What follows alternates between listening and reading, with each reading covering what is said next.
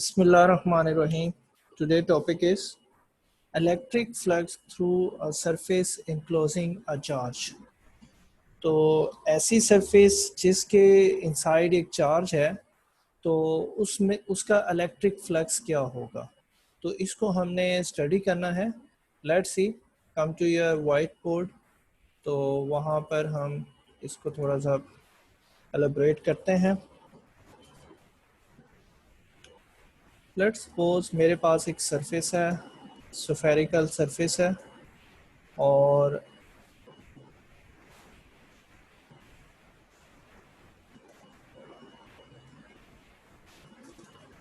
Okay यहाँ पे एक electric flux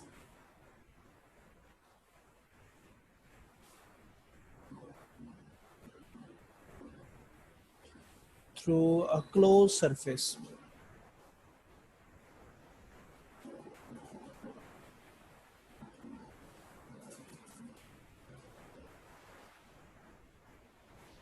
enclosed by a charge।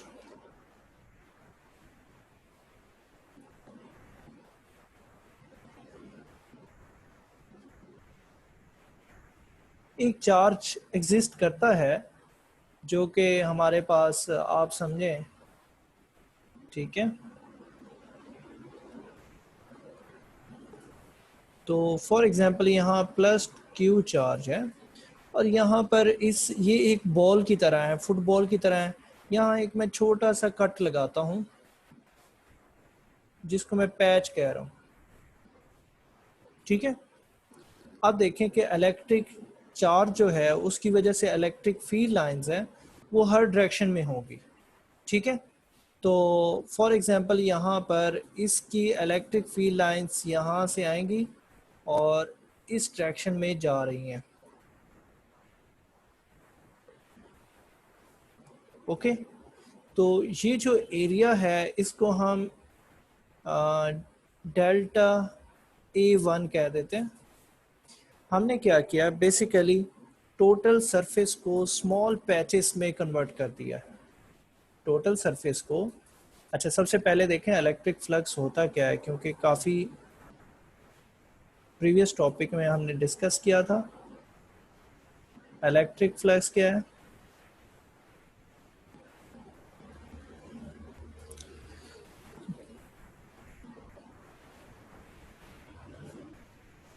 So electric flux is the number of electric field lines passing through a surface held perpendicular to the direction of the field lines, या बस passing through a surface, ठीक है। The number of electric field lines passing through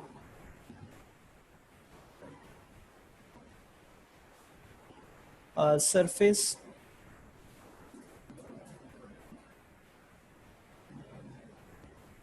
held perpendicularly,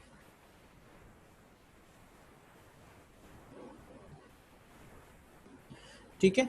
तो ये electric flux होगा। For example अब इस close surface में से इलेक्ट्रिक फ्लक्स हमने फाइंड करना है। तो एक चार्ज हमने सेंटर पे रखा हुआ है जो कि इस सरफेस के अंदर मौजूद है। तो सरफेस का जो टोटल सरफेस एरिया है वो shifted converted total surface area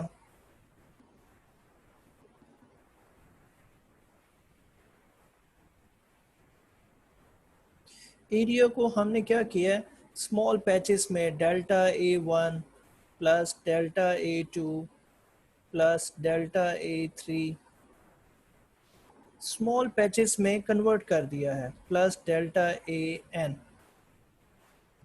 ठीक है। क्यों किया है? इसलिए कि वो कर्व सरफेस है तो छोटे छोटे पैचेस में हम डिवाइड कर देंगे तो वो स्ट्रेट हो जाएंगे, वो perpendicular to the electric field lines आएंगे। अगर ये patch perpendicular to the electric field है तो इस स्मॉल पैच का जो सरफेस एरिया की डायरेक्शन होगी वो किस डायरेक्शन में होगी? स्मॉल एरिया की जो डायरेक्शन है वो नॉर्मल टू द सरफेस होगी। तो ये एरिया की डायरेक्शन है और जो ब्लू हमारे पास रेड है वो इलेक्ट्रिक फील्ड है। ये एरिया की डायरेक्शन है, ठीक है। तो नॉर्म अब दोनों के दरमियान क्या है, एंगल 0 है, तो ई फ्लक्स किसकी इक्वल होता है, फ्लक्स तो होता है phi is equal to E A cos theta, तो कॉस 0 ई ए आ जाएगा। तो इस तरह से हमने टोटल सरफेस एरिया फाइंड करना है। सबसे पहले हमने टोटल सरफेस को हमने स्मॉल पैचेस में कन्वर्ट किया, ठीक है। और फिर उसी तरह हर एक के जो है गिर जो फील्ड होगी उसको हम फाइंड करेंगे। तो हमारे पास हर पैच के राउंड जो फील्ड है वो क्या होगी, electric field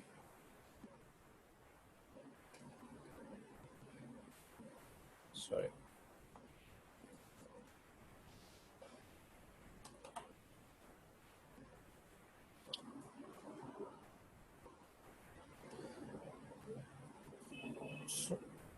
electric field through delta A1, delta A2 and delta AN is E1, E2 और EN रिस्पेक्टिवली। रिस्पेक्टिवली इसलिए मैंने लिख दिया है कि मतलब E1 के में से E1 होगा, डेल्टा A2 में से E2 होगा और डेल्टा AN में से EN होगा। मैंने डेल्टा A1 क्यों लिखा है, delta mean small, very small patch, ठीक है। तो टोटल सरफेस एरिया को स्मॉल पैच में डिवाइड किया। जैसे अर्थ कर्व है, सफेयर की तरह लाइक अ बॉल, तो लेकिन अगर छोटे छोटे हिस्से कंसिडर किए जाएं तो वो हमें क्या लगते हैं, फ्लैट लगते हैं, सीधे लगते हैं। जैसे हम देखते हैं कि हमारा जो घर है वो फ्लैट है, ठीक है। ये हम किसी भी जगह पर चले जाएं तो वो हमें फ्लैट नज़र आती है। तो अगर डेजर्ट ना हो, माउंटेन्स ना हो, तो फ्लैट नज़र आती है। उसकी रीज़न ये है कि वो छोटा सा हिस्सा हमें नज़र आ रहा होता है, वो सीधा होता लगता है और होता भी है। तो स्लाइटली स्लाइटली कर्व होती है क्योंकि बहुत बड़ा अपर्चर ऑफ द अर्थ है, तो वो स्लाइटली कर्व होती है, तो वो हमें फील नहीं होता। चले, अब हमारे पास फ्लक्स क्या होगा, total flux through this, total electric flux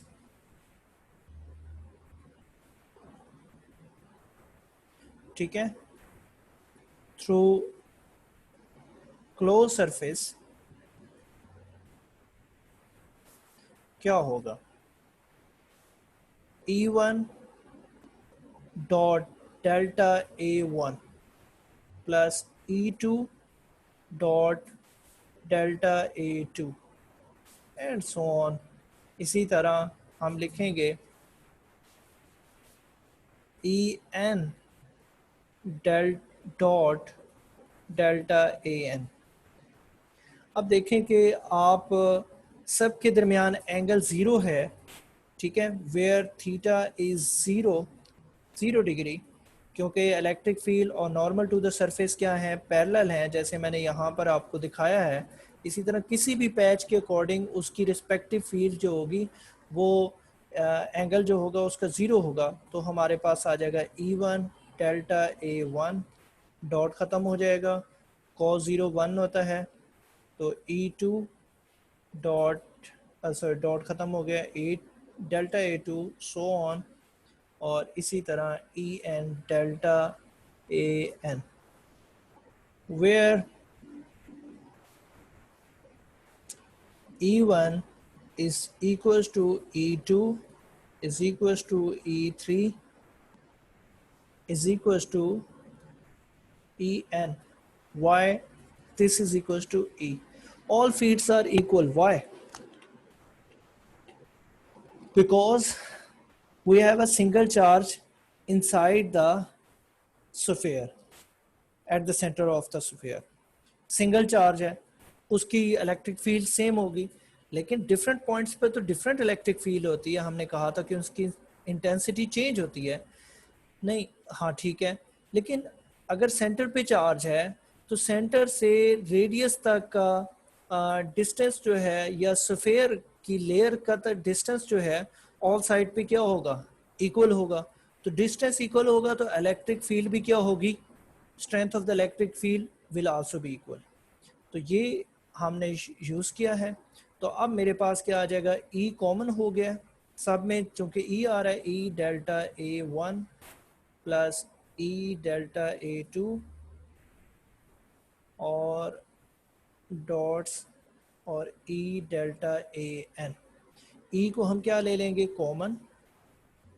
हमारे पास आ जाएगा delta A one plus delta A two plus dots और delta A N.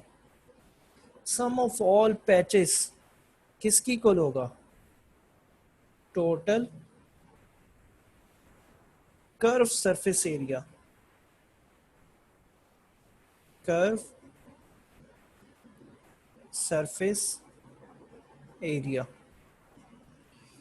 Area of the sphere क्या होता है, कर्व सरफेस एरिया मतलब एरिया ऑफ द स्फीयर, ठीक है।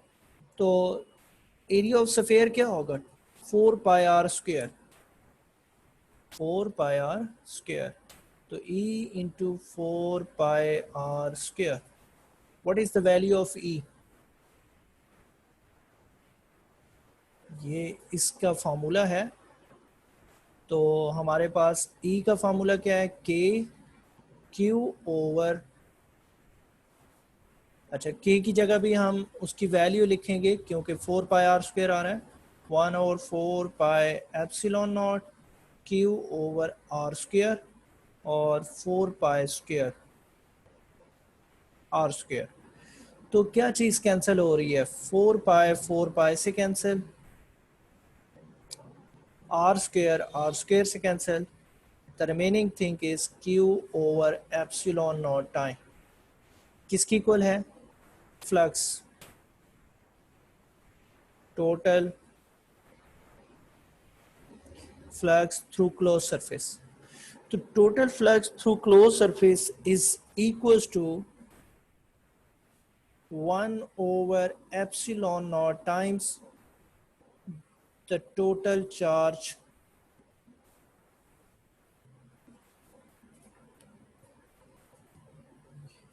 enclosed by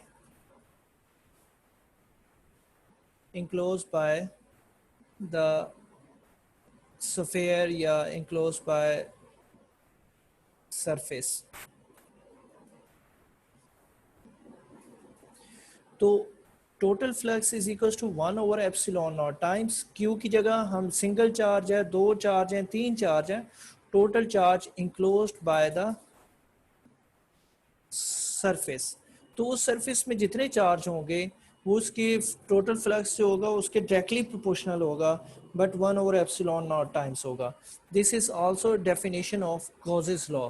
तो जो नेक्स्ट टॉपिक हमारा होगा उसको हम गॉसेस लॉ भी कहेंगे। तो इतना ये हमारा टॉपिक है, इसको हमने डिस्कस किया है। तो इसको आप अच्छी तरीके से प्रिपेयर करें, वेरी इंपॉर्टेंट, ठीक है। Flux, electric flux through a close surface by a charge. तो इसमें इलेक्ट्रिक फ्लक्स की डेफिनेशन लिखें, टोटल सरफेस एरिया को डिवाइड करें, फिर electric field through each patch of the area क्या होगी, फिर टोटल फ्लक्स क्या होगा, सबको ऐड करना पड़ेगा। एरिया, इलेक्ट्रिक फील्ड और नॉर्मल टू द एरिया के दरमियान डायरेक्शन एंगल जो है ज़ीरो है, तो कॉस ज़ीरो क्या होता है, E dot delta A one की जगह क्या आएगा, E delta A one cos zero, cos zero one हो गया, तो हमने फिर इसको डॉट भी ख़त्म कर देंगे और कॉस ज़ीरो की जगह वन आ गया। इलेक्ट्रिक फील्ड कांस्टेंट है क्योंकि चार्ज सेंटर पर है, तो स्फीयर जो है उसका सेंटर से डिस्टेंस जो है सरफेस तक का डिस्टेंस जो है वो रेडियस की इक्वल होता है। तो all radius in the sphere are equal, तो electric field is also equal. तो इलेक्ट्रिक फील्ड कॉमन ले लेंगे, टोटल एरिया सम हो जाएगा। तो टोटल एरिया ऑफ क्या आ रहा है, सफ़ेयर का आ रहा है, तो टोटल कर्व सरफेस एरिया जो कि सफ़ेयर है, तो एरिया ऑफ सफ़ेयर क्या होता है, surface area of sphere 4 πr²। E की वैल्यू लिखें, कैंसिल हो जाएंगी, तो q over epsilon naught times आ जाएगा।